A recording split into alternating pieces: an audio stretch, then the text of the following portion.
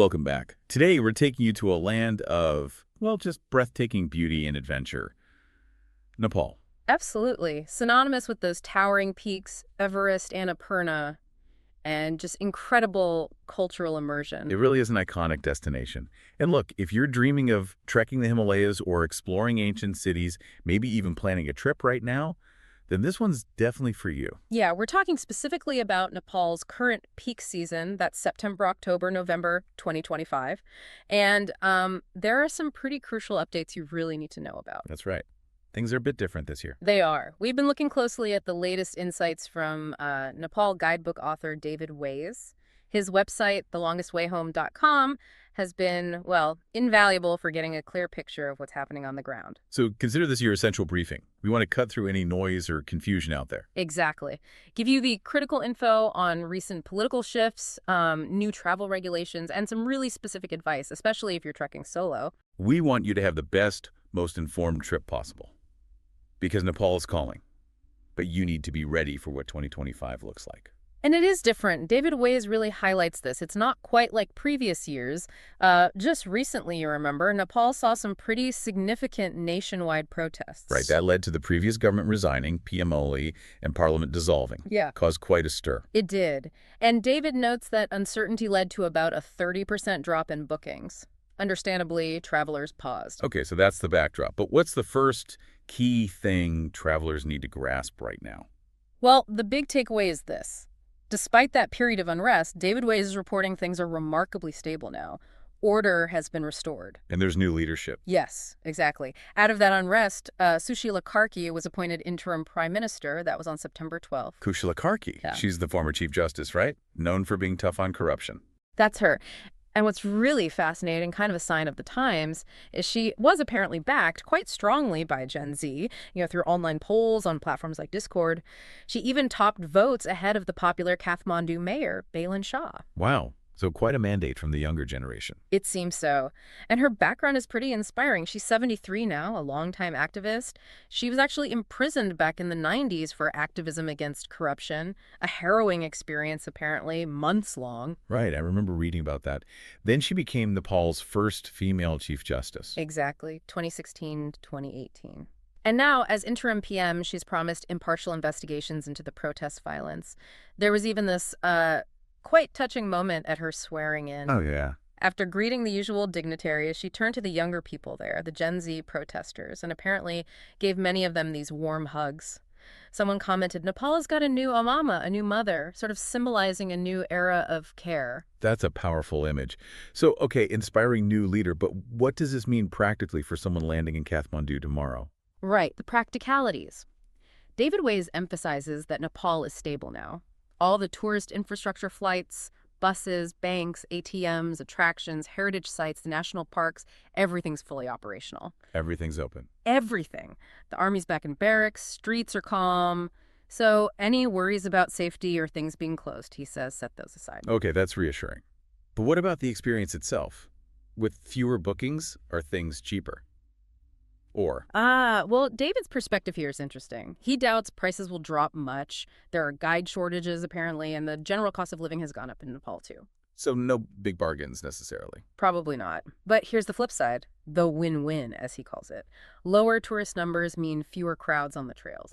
Okay. Less queuing at viewpoints. Exactly. Better choices for accommodation in the tea houses, more authentic interactions with locals, with your guides. He really frames it as a golden opportunity for a more, intimate Nepal experience. Quieter trails, maybe more personal connections. That actually sounds pretty appealing. Sometimes those main trails can feel like highways. They really can. He also wanted to set the record straight on some of the international media coverage of the unrest.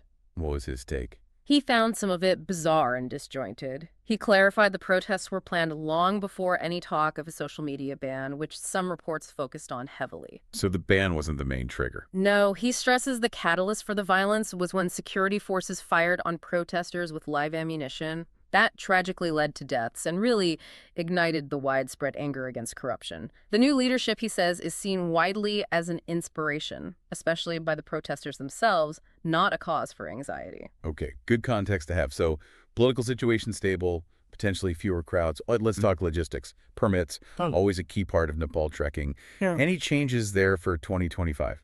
Yes, definitely some changes to flag. Buckle up for some new fees. Right, let's hear it. First up, the Solakumbu Regional Permit. That's one for the Everest region, EBC, 3 passes. It's gone up to USD $30 per person. Applies to groups and solo trekkers alike. $30. And the reason given. The usual suspect. Improve infrastructure. Though David notes, not much visible impact from previous increases so far. Standard justification, perhaps? Okay, Everest region, $30. What else? The key thing to watch, maybe, is Manaslu. There's a worrying trend here. The local Chimnubri rural municipality has added its own fee. Another one on top of the existing Manaslu permit. Yep, an extra USD $10 or $1,000 rupees, payable at Jagat if you're not Nepali. This makes Manaslu the trek with the most permits now. How many does that make it?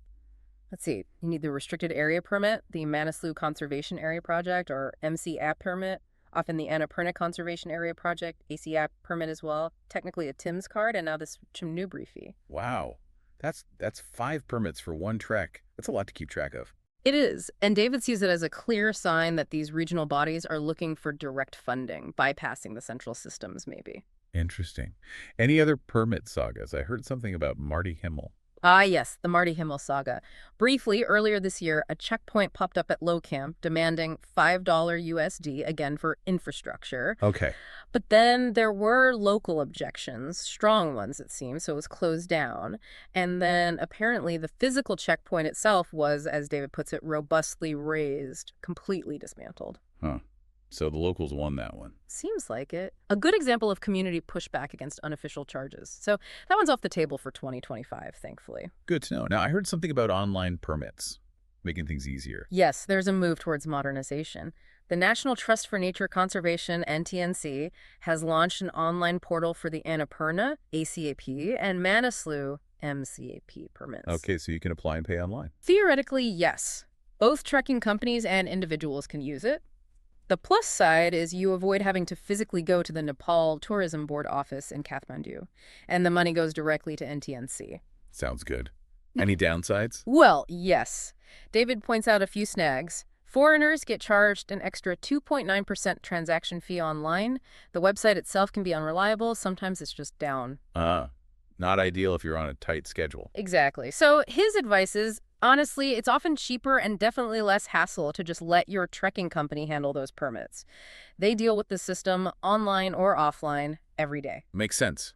Okay, what about the TIMS card, that Trekker Information Management System card? Always a bit confusing. Still confusing. Currently, the TIMS checkpoints on the trails remain closed. They haven't been reopened by TEN, the Trekking Agencies Association. So technically required, but no one's checking. Pretty much. David says the decision to get one is currently up to you. Enforcement is basically non-existent without the checkpoints. He hopes the new government might investigate these long-standing issues with TAN. Right. A gray area for now. Okay. Now, there's a really important update, a crucial alert, especially for solo trekkers, isn't there? Yes. This is probably the biggest change for independent travelers this season. David Ways is issuing a strong warning. Getting restricted area permits, think Manaslu, Upper Mustang, places like that, is now significantly harder if you're traveling alone. Harder how? What's changed? The era of the ghost permit seems to be over, or at least on hold. The ghost permit. Explain that. Right, so restricted areas require a minimum of 2 trekkers plus a guide. Solo trekkers used to find agencies who could basically create a fake second trekker on paper, the ghost, to meet the requirement. You paid extra, of course. A workaround. A workaround, exactly. Right. But David says that's no longer possible, or at least not reliably, and definitely not far in advance, maybe only a week before, if you're luckin'. Why the change? It's down to technology. The Department of Immigration has shifted from an old paper-based system to a new electronic database. Okay, so it's harder to fudge the numbers. Precisely. And the crucial implication, David stresses, is this. Any trekking agency claiming they can guarantee a restricted area permit for a solo trekker well in advance is, and these are his words, simply lying to get your booking. Wow. That's blunt. Also, they just can't do it anymore. They cannot guarantee it. It might be possible if they find another real trekker or group for you to join, but they can't just conjure up a ghost permit easily like before. So what does this mean for a solo trekker dreaming of Manaslu? It means you are now completely reliant on finding other actual trekkers heading to the same restricted area at the same time to form a legitimate group of 2 or more. That sounds challenging, relying on luck, essentially. It's a significant hurdle. Huh. You might find people through online forums or maybe hanging out in Kathmandu or Pokhara, but it adds a layer of uncertainty. And there's another catch, isn't there? Even if you find someone. Yes, another important detail. Even if you find a partner and are willing to pay double for that now elusive ghost permit, if an agency can somehow arrange it close to the date, you can only get the permit processed once you physically have a Nepali visa stamp in your passport. Meaning you have to be in Nepal already. You can't arrange it securely from home months ahead. Exactly. You need to be in the country, visa in hand. It's a hurdle, yes, but knowing this upfront is vital to avoid major disappointment when you arrive. Plan for that uncertainty. Okay, that's a massive heads up for solo adventurers targeting those areas. Mm. Beyond permits, any other peak season challenges people should anticipate? Let's talk maybe the airport. Yes, Kathmandu's Tribhuvan Airport. There's planned runway maintenance starting November 8th. It's scheduled for the overnight hours between 10 p.m. and 8 a.m. Okay, so mainly affecting night flights. Primarily, yes, but David warns it will have knock-on effects on daytime schedules too. Delays, cancellations. This kind of maintenance is a recurring thing. Right. And what are airlines saying? They're predicting potentially significant flight cost increases because of rerouting or rescheduling. Could be anywhere from $500 to $1,500 extra on some routes, domestic and international. Plus, the Civil Aviation Authority of Nepal, CAN, has faced criticism over air safety issues in the past. It adds to the concern. So the advice for travelers flying in, out, or domestically during that period? Book daytime flights as soon as possible. Build-in buffer time, allow at least 2 extra days in Nepal, just in case of delays. And honestly, probably best to let a reputable trekking company handle your domestic flight bookings. Why them? They just have more clout and experience dealing with cancellations and rescheduling on the ground than you trying to sort it out yourself online from a tea house somewhere. Good practical advice. Okay, what about conditions on the ground, environmentally? We heard about floods earlier in the season. Yes, tragically, Nepal experienced severe floods at the end of September, early October. Over 200 lives were lost. David notes that, sadly, poor road construction practices often contribute. Excavated soil just dumped on hillsides. It becomes landslide fuel in heavy rain. Terrible. How are the main trekking trails now after those floods? Most main routes are reported clear now, but expect some bumpy rides getting to the trailheads, especially if you're traveling by road or bus. Landslides can take time to fully clear. Any specific areas to be extra cautious about? Yes, David specifically warns against heading to Kanchenjunga in the Far East for the time being. Why Kanchenjunga? Ongoing landslides there, apparently, and he notes a real lack of trail maintenance in that region, which creates significant hazards. It's more remote, less traveled. And guide issues, too. Yeah, he warns about the risk of getting inexperienced guides in such a remote, challenging area. His advice, if you do go against advice and trek there, really grill potential guides, ask for proof of their Kanchenjunga experience, and double-check their credentials. Don't take chances. Okay, Kanchenjunga may be off the list this season. So we've covered politics, permits, solo challenges, airport hassles, trail conditions.